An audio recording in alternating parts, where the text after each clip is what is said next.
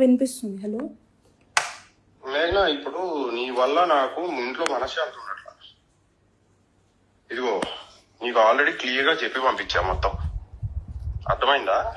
నీ జీవితం నువ్వు చూసుకో, మీ ఇంట్లో నువ్వు బతుకు, నేను నా ఇంట్లో బతుకుతా. అర్థమవుతుందా? ఇప్పుడు ఏమైంది? నేనేమన్నాను?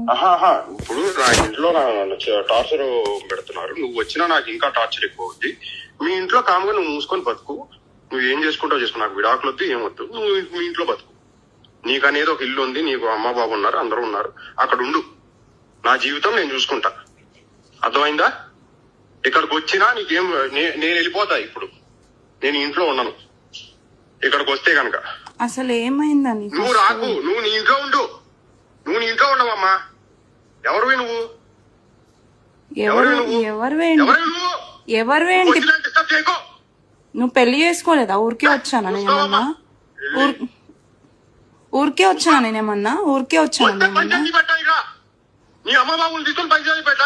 ఇప్పుడు ఎవరేమన్నారు నిన్ను? ఏంటి ఇంట్లో నన్ను రోజు టార్చర్? ఇది నీ సైడ్ నీకే అంత టార్చర్ ఉంటే నాకెట్లా ఉండాలి? ఏం కావాలో అసలు ఏమైంది? ఎందుకు అరుస్తున్నావు అట్లా? ఇప్పుడు ఎవరేమన్నారు నిన్ను? నేనైతే నేను ఫోన్ చేయట్లేదు, నేను డిస్టర్బ్ చేయట్లేదు. ఇంట్లో ఉండు, ఇక్కడ ఉండకు. ఇది నీ ఇల్లు కాదు, నీకు సంబంధం లేదు.